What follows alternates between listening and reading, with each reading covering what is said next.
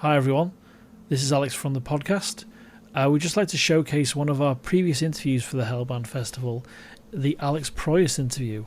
Now Alex is a visionary filmmaker, director, writer, producer, a fantastic guy, and he directed some fantastic films, classics, and if you watch them now, they're timeless in many ways. He directed The Crow, Dark City, I, Robot, Knowing, Gods of Egypt, and we hit it off straight away talking about The Mask of Evil Apparition, a new short film he shot in Australia, where he's based. And we also talk about virtual production, rain machines in The Crow, working with Brandon Lee, remastering his films, what it's like to be an independently spirited filmmaker in the world of Hollywood, and trying to make stuff yourself. And he's doing that now. He knows and works with a whole wealth of talent.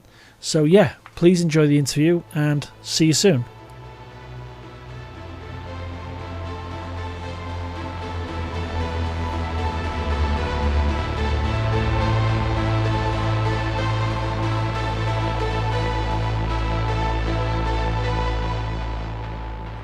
So that's all we need, sight and sound. Absolutely. And we're good. Yeah. Absolutely, man, yeah. How is the kind of production on Mask of Evil Apparition at the moment going? Good. It's you sound like you know a little bit about it, but so stop me if I'm repeating stuff you know. But it's a studio we've built in Sydney. It's a virtual production studio, and it's our first real kind of proper film. We've done a couple of little test films there already, just with single kind of elements, simple elements. But this is the first proper actors and dialogue and story, and it's like a proper real section of a proper movie. So it's going to be about 20 minutes long. But we're using it to put the whole pipeline of production together. And so we intend to do more of these films. So it's kind of R&D, but it's R&D with something that hopefully was a bit of fun to make and will be a bit of fun to watch when it's all done. But I'm really happy with it. It's really, we're just kind of like, it's a step at a time. Every day we learn something new, but we've got the whole thing up and running, and it's amazing the stuff you can do with it. It's this whole virtual production approach to things. It's kind of a real stress test and kind of pushing your limits within the space you've designed. Yeah, exactly. And I mean, I've done plenty of this stuff before, but on big movies with all the bells and whistles and all the, money bags being thrown at whatever we need.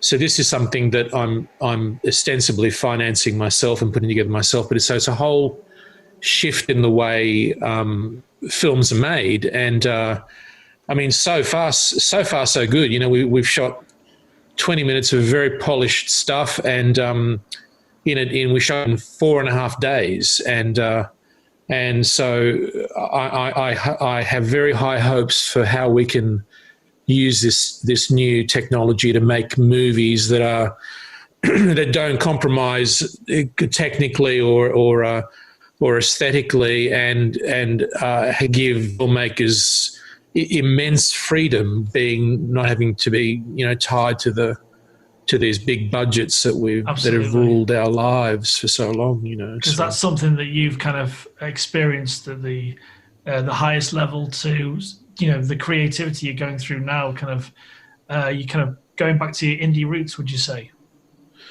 Yeah, I am out of necessity, but because I can't make large-scale original fantasy films anymore in Hollywood through the Hollywood machine. They're just not interested, quite frankly. It's really, really hard to do. Some filmmakers have built a good enough commercial track record for themselves doing it, and they're going to they're being allowed to continue. But for the rest of us poor schmucks, it's just not a viable genre anymore, for financing. So we have to come up with new ways to make our stuff, and it's great. I mean, it's like traditionally to create the sort of high-end visuals that were required by the genre was very expensive. Now it's no longer the case. Now we can be right up there with whatever our imagination can come up with, and we can do it for a reasonable budget. Absolutely. So I think it's the new way. Yeah, I really enjoyed that. A still you put out on was it on Instagram of Mask of Evil Operation with Goran in, and that was really nice to see, because you could see that was a very polished shot from your short. And we did it. No, go ahead. Go ahead. No, sorry, go ahead. Go ahead. So I was watching Gods of Egypt on Blu-ray the other day, and I was like, I'm always fascinated when you don't see the actor's face or who did the voice for that. And when I saw it was Goran, it was Anubis. Yes, that's right. Yeah, yeah. Did he do the voice as well? Yeah. Mm-hmm. It was nice to see that connection again between the two of you as well.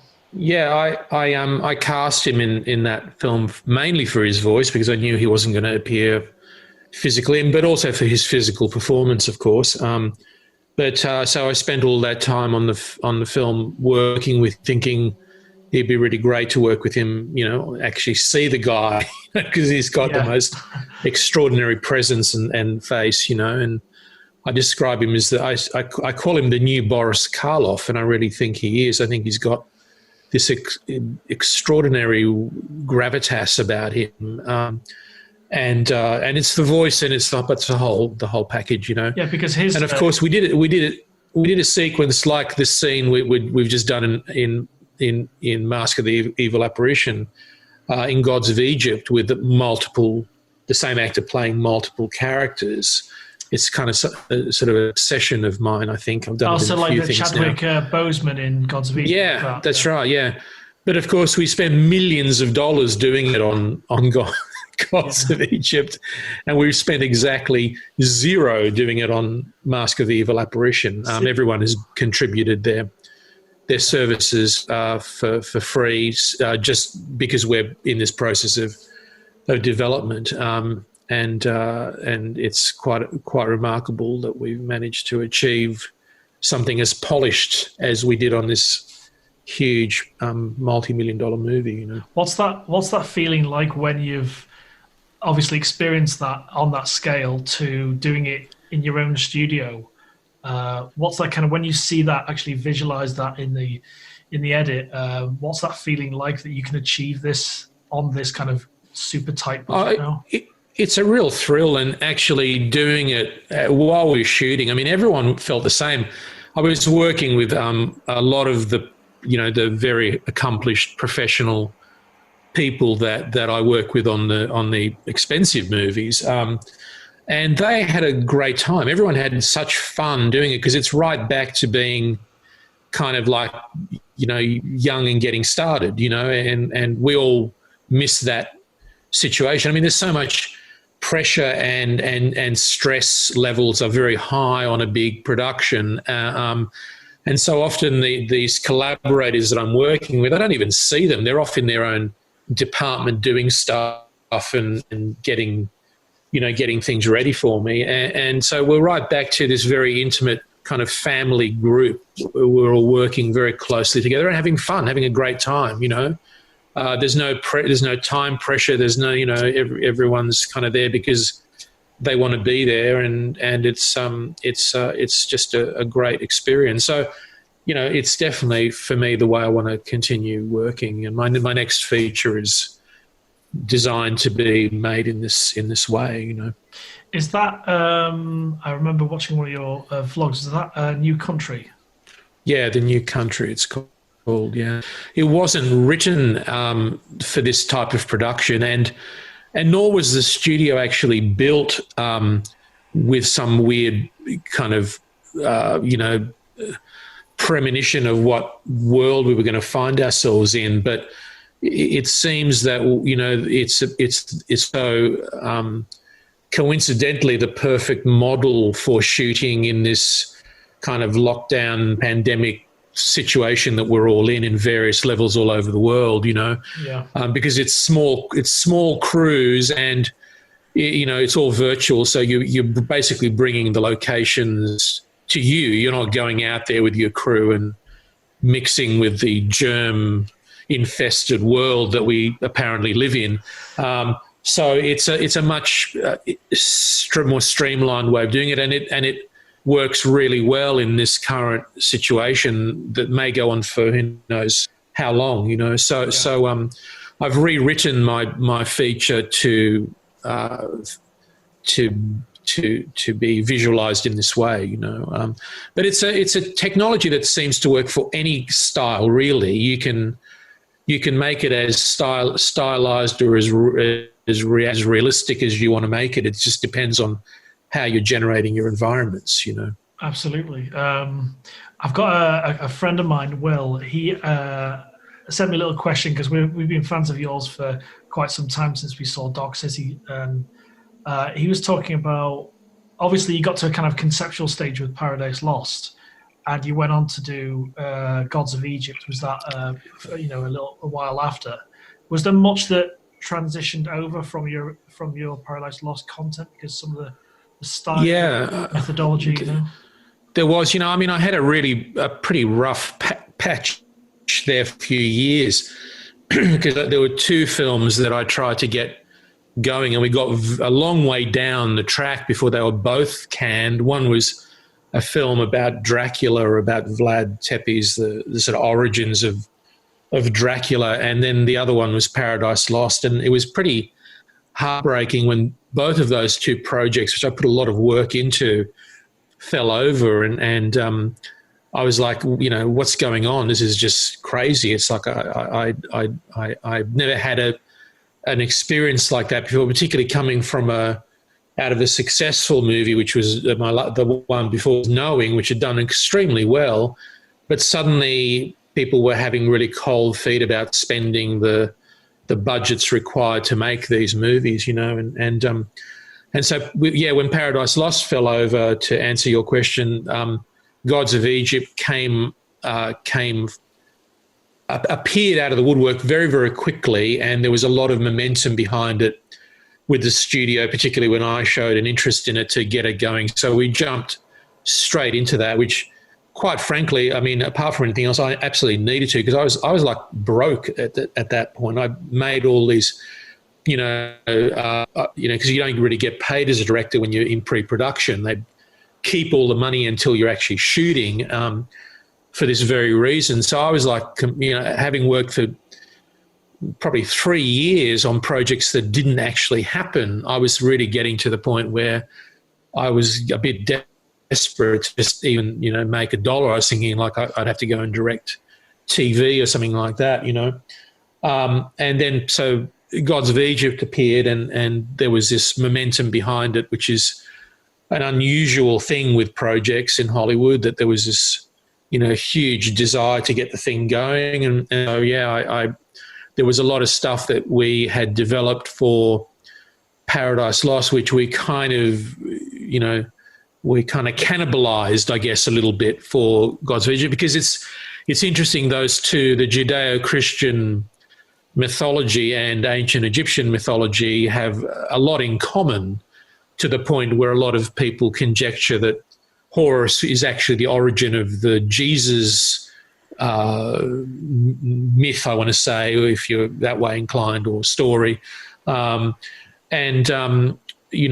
seems a lot of the world's religions and cult and spirituality have a lot in common. And so it was really interesting how, for me, that, Michael and Lucifer was a kind of a retelling of Horus and Set in many ways, virtually the same stories in some ways.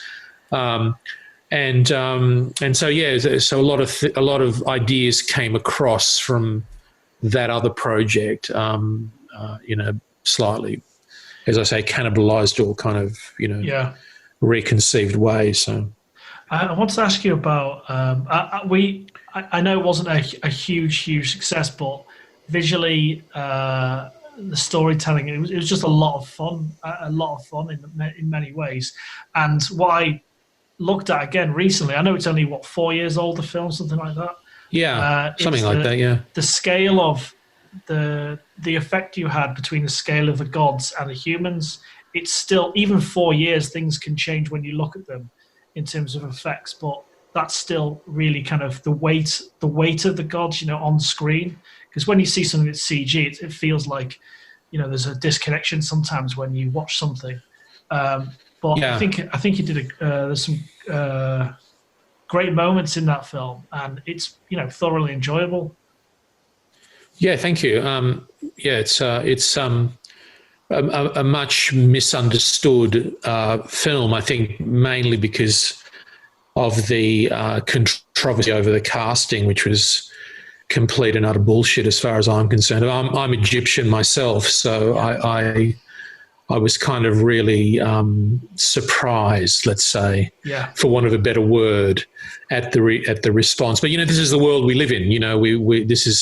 It's become so much more extreme in the last few years since that experience that I had, and many others have had many more, even more bizarre experiences on a daily basis with the sort of political correctness that's obsessing us all at the moment. It's possessing us all at the moment. Something you mentioned in one of your posts about like switching off the news, because it is so like, if you want to be depressed, stick on the TV for half an hour. That's how I see it. But it's this social media as well. I mean, it's really it's hard to not be depressed, and particularly right now. I've been doing these little interviews with just friends in the industry, and they've been great. Oh, thanks. Yeah, thank you. They've been great fun to do, and I think we don't often get depressed. We try and keep buoyant. But I've had so many of my friends say, I just can't do it. I am too depressed to do it. They just don't want to talk about the future, and I think that's kind of a mistake. I think we have to keep a dialogue going and a balance going, and trying to come up with new ways of just continuing to make stuff. I'm just kind of trying to pretend it's not happening. I mean, I have different feelings different days of the week, as we all do, I'm sure, but absolutely. But I just have to keep making stuff, because that's all I've ever been able to do, and so I just have to find new ways to continue to do that. Every time I talk to Hollywood, though, the financial aspects of filmmaking, I mean, that's depressing. That everyone over there seems to be, in a very depressed state. I blame them, but fortunately in Australia we're a little luckier. I mean, it comes and goes. We're now apparently going through our second wave of this thing. Some people are saying that, and it's becoming mandatory masks and all that sort of stuff again. Which is pretty disturbing. But I think we've had a relatively good run at it compared to most. Where are you based? What country are you based in? I'm based in England, but northwest in Chester, so just near Liverpool. Yeah, I thought so. I just wasn't quite sure which part of it. My accent's all over the place. Yeah.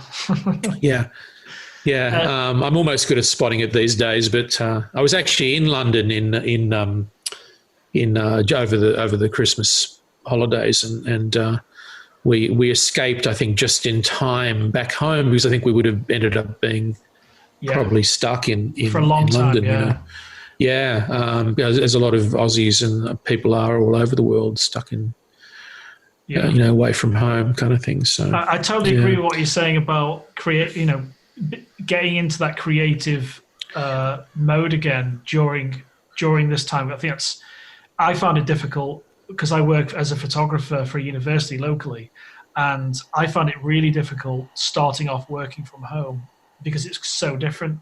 It felt like I was being forcefully retired. That's how I saw it.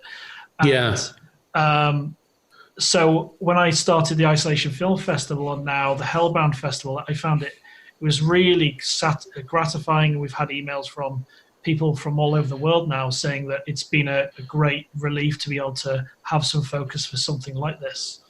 And something else you mentioned about own. This is slightly different, but the ownership of films like Blu-rays and buying rather than streaming.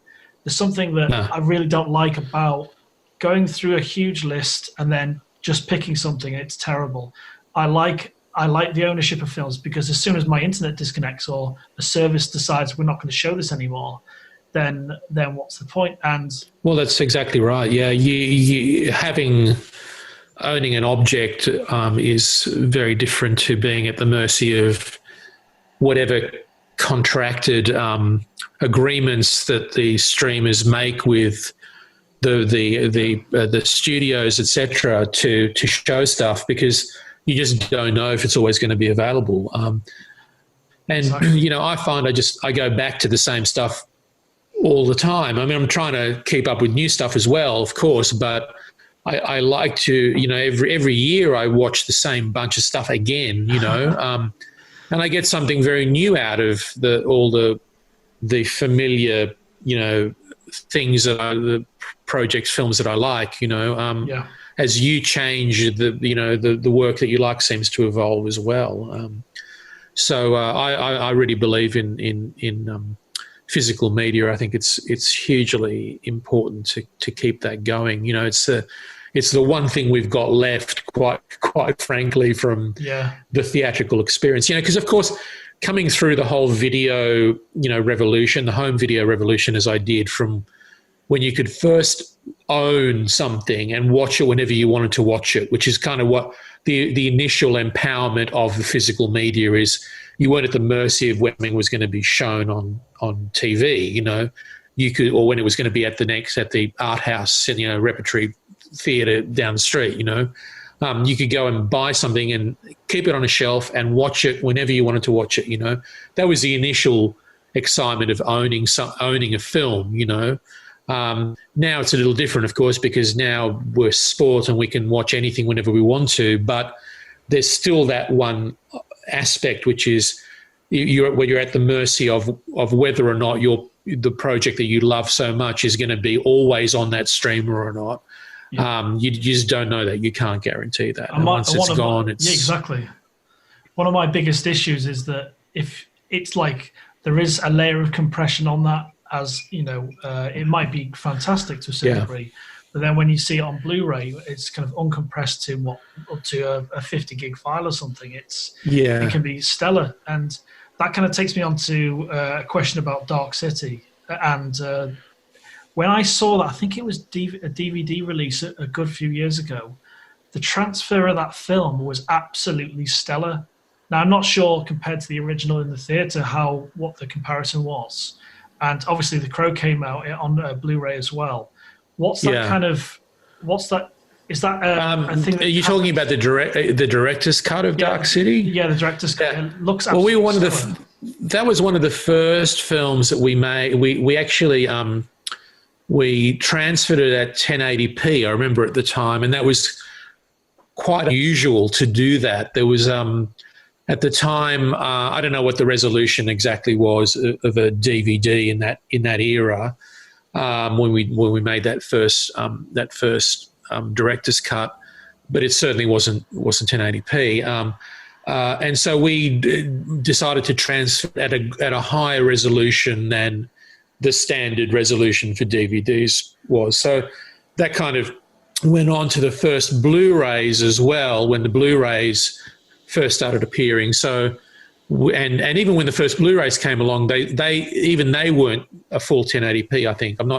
I guess this is technical stuff that I'm not absolutely certain of, but I'm pretty sure that was the case. So we were transferring at a higher resolution. I think that's probably why it looked as good as it did, And I supervised I think I supervised it, or Darius Wolski supervised the transfer, or both. As I honestly can't remember, but that would have had something to do with how nicely it was presented in that medium, And Darius and I, the cameraman, and I are both.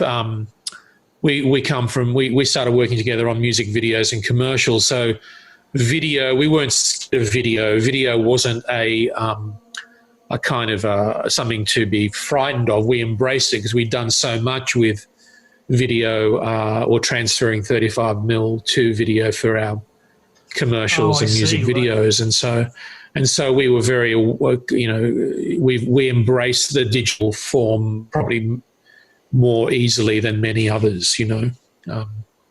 Might have had something to do with it. Yeah, and the Crow, the transfer of that on Blu-ray, it looks absolutely stellar. And with the light and shadow being such a big feature of the visuals, it lends itself to a better dynamic range on the disc as well.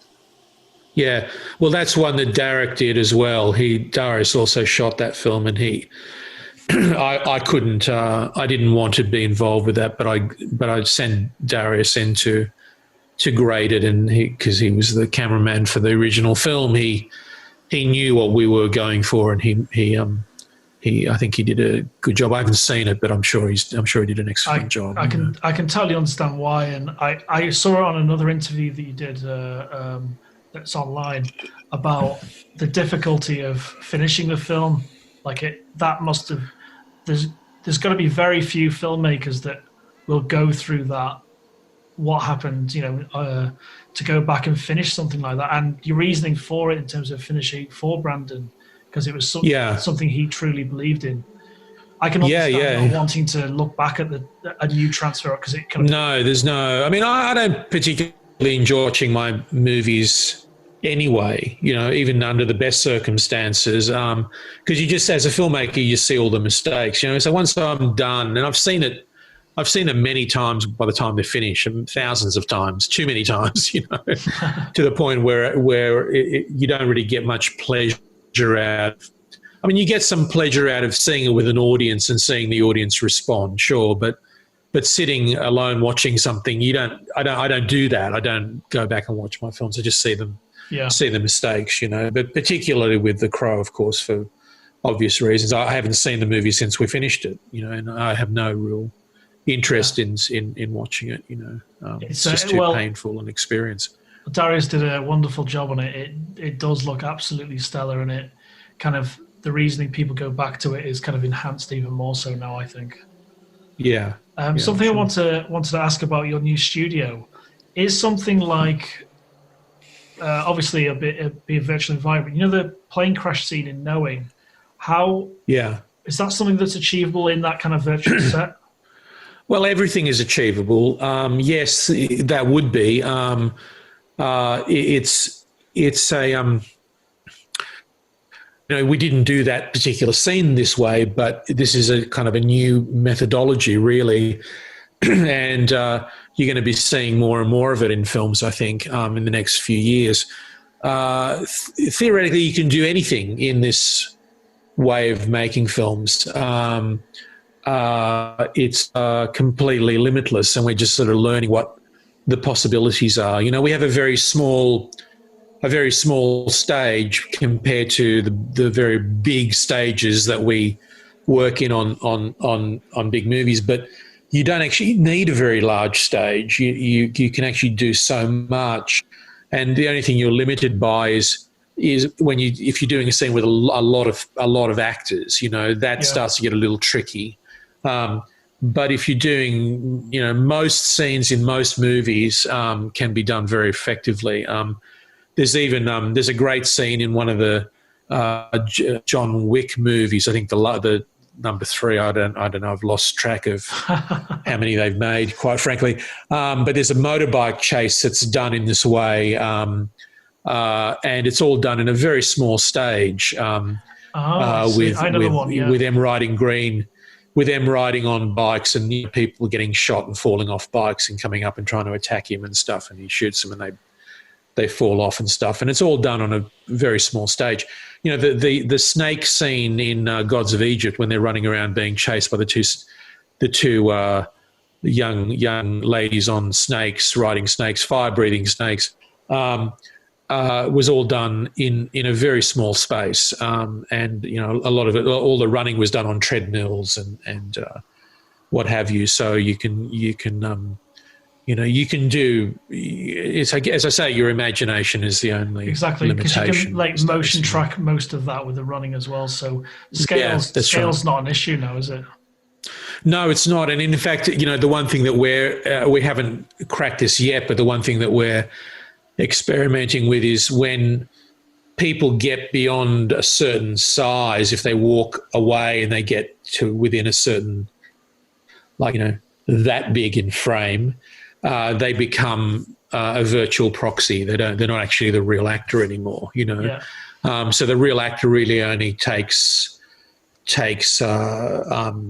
the real actor is really only about the mug, the head, and the upper body, everything else can be.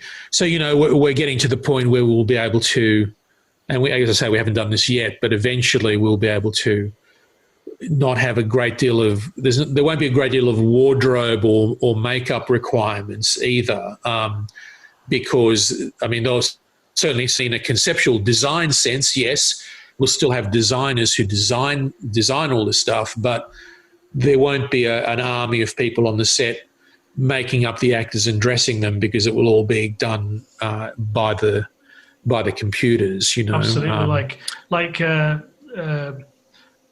large parts of the fight scenes, and like Gerald Butler's had that experience with 300, where a lot of people thought they've worked out, they look exactly like that.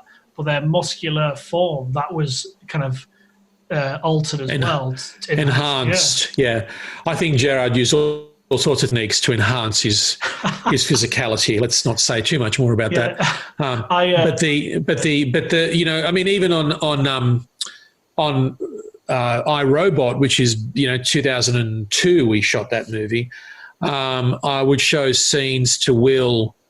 Where he's fighting a robot. There's one particular scene in a parking lot where the car crashes and he's fighting the robot, and there's also, he gets thrown around a lot, and then he goes, I show him the finished scene and he goes, wow, that's great. He said, I did that pretty good, didn't I? And I said, that's not you, Will. That's your CG double in some of the shots that we use that in, and that's a long time ago now. So it's come along much further than that in the last few years. It's sometimes there's the opposite as well, where it's very difficult because you've got to make sure that the audience doesn't obviously disconnect with what they're watching. And obviously with big sci-fi, there is an element of disbelief which you're happy to kind of accept. But I think it was the biggest disappointment of the last few years when it came to effects was when I was watching Matrix Reloaded, and they had that scene with Neo, and they actually slowed the effect down, and you could quite clearly tell it wasn't real. So I just had a real disconnection to it straight away. Well, of course, all this stuff is like people are only really aware of the stuff that doesn't work, and they're not so much aware of the stuff that really does work. Because it's kind of seamless. But it's getting pretty good. I mean, it really is. And certainly for environmental stuff, I mean, Unreal Engine and what we're able to achieve with that now it blows my mind still. I don't believe how great it can actually look. To be able to create these incredibly complex environments and move around them in real time, at a very high resolution. This is stuff that is just mind-boggling to me. It's kind of magic. It's something like obviously yourself and David Fincher made Rain super cinematic in a kind of dark way with The Crow and. Is that something that's achievable within a virtual environment, or do you still need those elements? Because obviously the way... Did you say Rain? Rain itself, yeah. Rain, yeah, absolutely. I mean, anything is achievable. It's as I say, it's film is an artificial medium, and so often you have to... I mean, just a simple thing about rain is if you don't backlight rain, you don't even see it. Yeah. So it doesn't matter how great your towers of rain are creating the effect in a very big environment. If you don't backlight it, you don't see it. So I've used that to my advantage in something like The Crow, which is where we didn't have the budget to rain and, put enough towers down in an entire street, right? Yeah. So we very quickly realized that if you put one right at the very end of the street and put a light on it, and you put one in the foreground to wet the actors, you didn't really need, as long as you wet the street so it didn't look like it was dry between the two, you didn't need all those other towers. It actually, you totally got away with it. And in fact, it's arguable that if you'd had all the other towers and you'd lit them all, you'd have too much rain and it would just milk out the entire set. So, it's tricks like that. It's like it's making visual effects work, which is, and I think all aspects of film are a visual effect of some kind. It's all an illusion of some kind. So making visual effects work is really about how clever you can be and being able to observe the world, the real world, the so-called real world, and see how light responds, and then be able to recreate that on a either in a computer or on a soundstage or a location. It makes no difference. It's just different tools all servicing the way you've perceived reality to be. Absolutely. So clever filmmakers, and I do like to include myself in that category. David is a clever filmmaker, David Fincher, and David came from. I know him quite well. I haven't seen him for a long time, but we were very, very good friends at one stage. He has he comes from the visual effects world also, which also gave him a ability to understand the way the illusion can work and how to use it to your advantage. Absolutely. So I think that's kind of what it's all about. How do you feel about, this is just going to lead on to a little question, but how do you feel about remakes of movies? I don't have much time for remakes, really. I don't understand the principle remakes at the end of the day, other than it being a commercial conceit. I understand why, studios that have a shocking, appalling lack of imagination will just pick up something. And, to a certain extent, it's been done throughout the history of Hollywood. Films have been remade. And if something works, they'll remake it every 10 years, But I don't have much. I don't see the point. I've always avoided them. I mean, I've been asked to do many over the years, and I've turned them all down because I've literally gone, well, if I like the original film, why do I want to compete with that? Why do I want to try and make a potentially lesser version of that great film? Maybe I won't find the actors who have that magical quality in the original that works so well. Maybe if we update the dialogue, we'll lose what the essence of the thing was in the first place. So exactly. I don't understand it from a creative point of view at all. So I tend to avoid them. I completely agree with your sentiments, and I even prefer the original, The Man Who Knew Too Much, Hitchcock's film, rather than his remake. And but I was thinking, one of the few that I wouldn't necessarily love to see, but I love Capricorn 1, and because what Capricorn 1's about and how it was achieved, you could almost in a not completely, but break the fourth wall and show how that's made. Because with virtual sets now, it would be it's achievable to fake that kind of thing they were doing in the movie. Right. Yeah. Yeah. I mean, look, there's an argument for films that are kind of a great concept but didn't quite come together.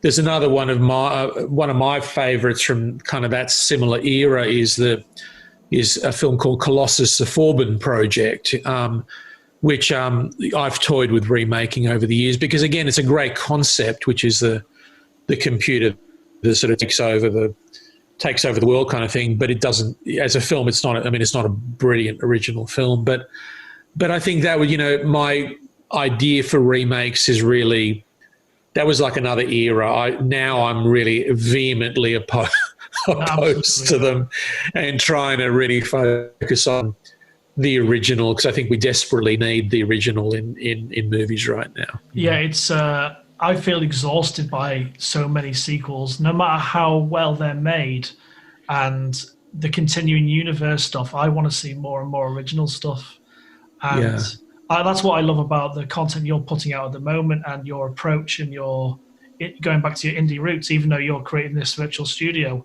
it's really nice to see that from someone that's had the whole, the huge studio experience. And that's one of the reasons I wanted to ask you to be part of this Hellbound Horror Festival, is because we've got such a rooting in originality, and you can see what people are trying to achieve. It's really nice to invite you, and the fact you've accepted to do that, which is great. I don't know what we'll get, but it's going to be fun when those submissions start coming in. Yeah, absolutely. Well, I look forward to seeing them. I've been seeing a bunch of people doing stuff online that's during the real lockdown situation. People are doing some interesting things. I mean, I made a little film. I actually shot it before the lockdown. I shot the visual material before the lockdown, but I posted it during the lockdown, and we did it all via remote. I call up actors that I'd worked with and said, can you read me a voiceover? And they, Maya, who is a particular actress that I've worked with before, she said, oh, well, my partner has a home studio, so I can record it in his home studio. I said, brilliant, fantastic. And I directed her. She'd send me versions of the voiceover that she did, and I'd direct her over the phone, basically, and it worked really, really well. It was actually a great feeling that we could actually accomplish something, complete something through that whole process, though we were all in different geographic locations. I worked with a great composer, a guy called Michael Lira, who I'd never worked with ever before, and he's now gone on to do Mask of the Evil Apparition and done an absolutely superb job. And Michael was someone who, again, I said, I have this film. I never met the guy. I still haven't met the guy, actually, because he's in another state, and our borders are locked down. So I look forward to actually seeing what he actually looks like, because I've got no idea. But he did this. He had this piece of music that he kind of added to, embellished in many ways, and provided it, and it would just work perfectly with the short film. So I was thinking, this is a great way to work. It's in a way it's more productive to be able to just work with these very talented people and provide and have them do their own thing in their own place, and provide stuff collaboratively.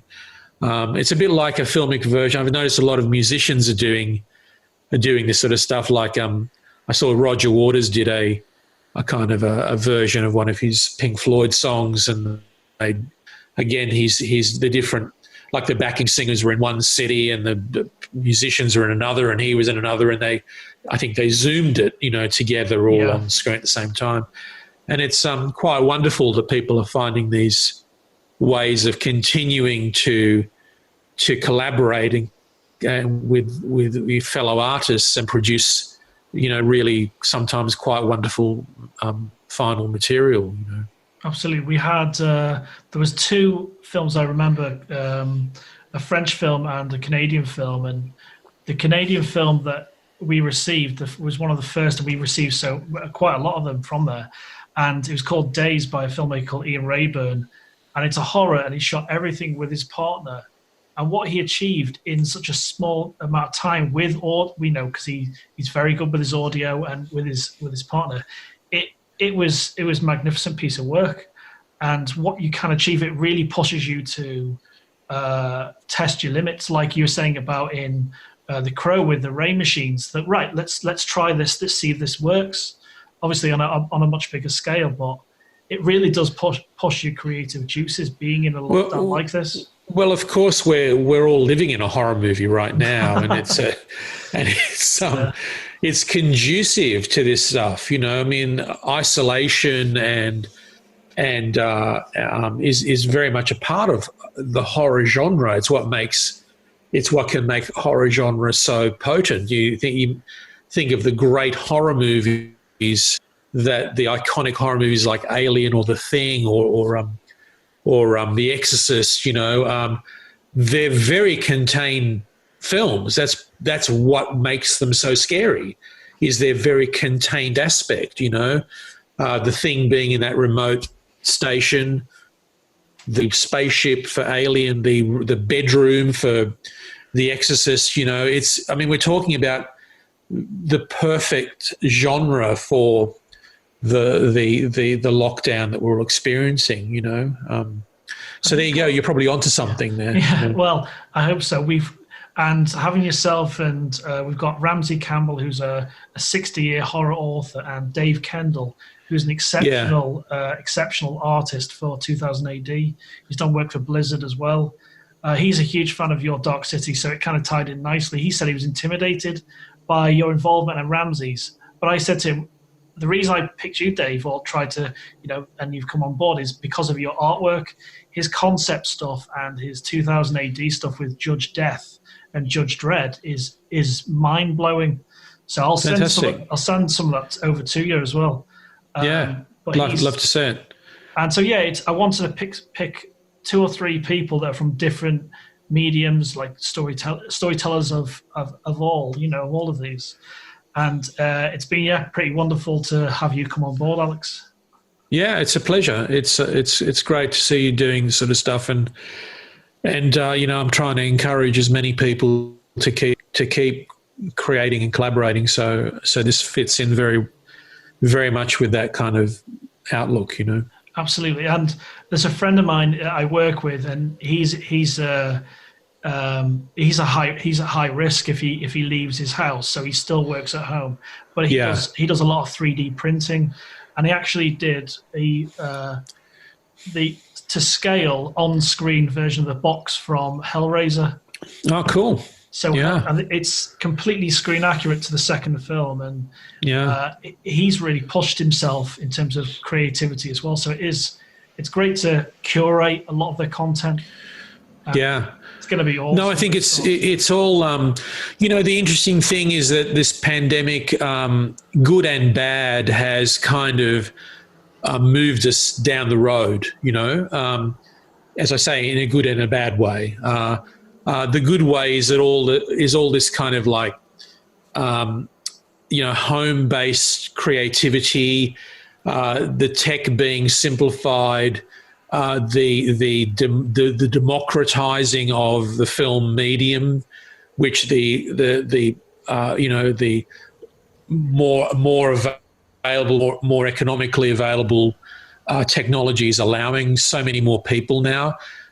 All this stuff is being pushed forward by the pandemic, along with all the bad shit, unfortunately. But it's part of it that I think we need to kind of, in a way, be thankful for, and as I've said already many times, I feel like when we come out of this, as I do hope we will eventually, the new normal then, I think, won't really be the normal that we had before. I hope, good ways. I hope we can, as creative artists, find the new world actually a better world for us to inhabit and create in. So fingers crossed that actually that bit of optimism comes true. Yeah, definitely. And thank you again, and thank you for coming on online to speak with me about your involvement in the Hellbound Horror Festival. And it's going to be exciting, and people are really going to resonate with you. And when they discover more of the Mystery Clock stuff on YouTube, they'll see that you've got a real connection with indie filmmakers, and that's who we're kind of aiming towards, really. We're open to anyone, and I think we're all going to look forward to your Mask of Evil operation as well. Yeah, good stuff, mate. Well, fantastic. Well, have a good day, mate, and enjoy the rest of the evening as well. Yeah, thanks a lot. Okay, cheers. See you soon. I'll speak soon. Okay, Bye. Bye.